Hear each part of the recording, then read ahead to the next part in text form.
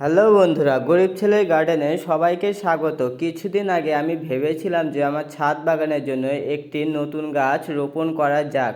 তাই আমি আশেপাশে নার্সারি থেকে একটি গাছ কিনে আনলাম। খুব সুন্দর হেলদি গাছ এনেছি। এটি হলো লিচু গাছ। এই লিচু গাছটিকে আমার ছাদ বাগানে রোপণ করব। তাই আজকে রোপণ করছি, কারণ মাটি তৈরি করতে 2 দিন লাগে জন্য গাছটিকে আমি ছাদে ওরকমই রেখে দিয়েছিলাম এক সাইডে। তাই আজকে আমি রোপণ করে দিচ্ছি।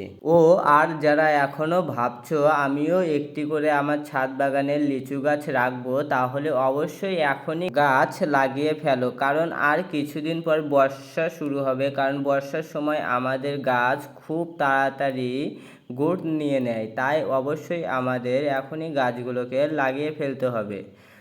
আমি যেই প্রসেসে মাটিটি রেডি করেছিলাম সেই প্রসেসটি অবশ্যই তোমাদের সাথে শেয়ার করছি। প্রথমে আমি নিয়েছি 30% গোবর সার, 40% মাটি, আর 10% ধানের তুষ বা পোড়া মাটি, আর 5% বালি, আর কিছু হাড় গুঁড়ো শিংকুচি চাইলে দিতে পারো। আমি তো এখনও দিইনি, আমার কাছে নেই, তাই আমি সেটা দেওয়ার কথা বলছি না।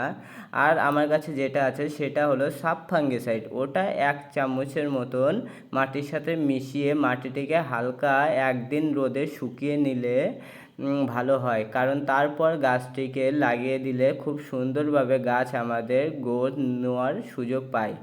আর আমার মনে হয় যে আমার এই গাছটি থেকে আমি সামনে বাড়ি ফল খেতে পারবো, কারণ এই গাছটি আমার গ্যাপটিংয়ের গাছ। আর তোমরা যারা বাগানপ্রেমী আছো ভাই বোনেরা, তোমরা অবশ্যই রাস্তাঘাটের থেকে কোনো সময়ই গাছ কিনবে না, কারণ সেই জায়গা থেকে গাছ কিনলে প্রতারণার শিকার হতে পারো। তাই অবশ্যই তোমাদের আশেপাশে খোঁজ নিয়ে দেখবে, একটি বা দুটি নার্সারি অবশ্যই থাকবে।